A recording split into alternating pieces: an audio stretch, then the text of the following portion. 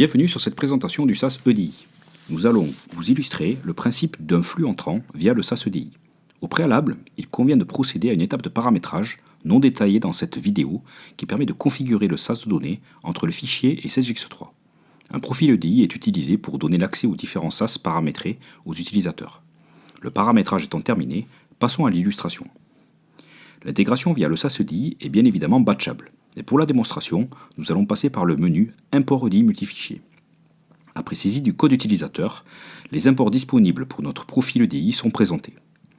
Dans notre cas, nous avons accès à l'import des pièces comptables et à l'import des commandes. Le répertoire à traiter définit où se trouvent les fichiers à importer et le préfixe permet de distinguer les différents types de fichiers. Après avoir sélectionné le modèle pièce comptable, nous lançons une tentative d'intégration du ou des fichiers se trouvant sur le serveur. 3 anomalies sont détectées et présentées dans la trace. Sur les 2 premières lignes, un libellé d'écriture est requis. Sur la 3e ligne, le compte 999 est détecté comme inexistant dans la liste des comptes. Sur la partie droite, nous vous présentons le fichier qui a fait l'objet de la tentative d'intégration. Nous pouvons y constater les erreurs.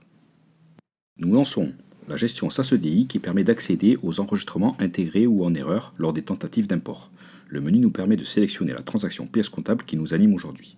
Le paramétrage du SAS nous a permis de générer un écran qui va réceptionner les messages à importer.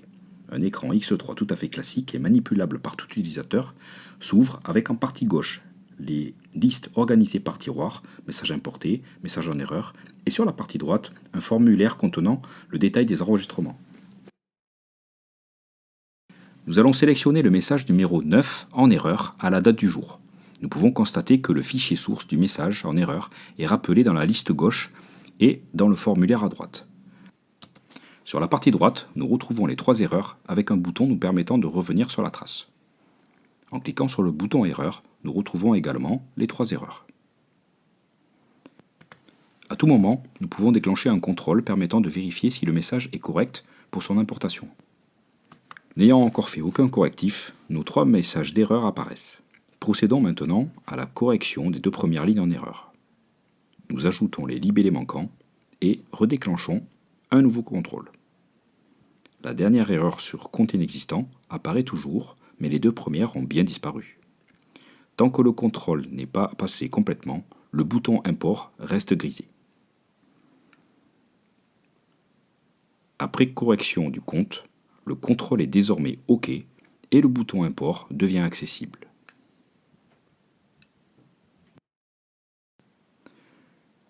Une dernière erreur apparaît lors de l'intégration. Cette dernière n'est pas liée aux données présentes dans le fichier, mais due au fait que le journal n'est pas ouvert sur la période concernée par l'écriture comptable. Cette erreur n'a pas été traitée par anticipation dans le SAS, ce qui aurait pu être le cas. Toutefois, les contrôles d'intégrité lors de l'import d'une écriture restent valables dans le standard, même si nous passons par ce SAS d'intégration. Après ouverture du journal, l'écriture s'intègre correctement. Nous pouvons constater le numéro de pièce généré dans la trace.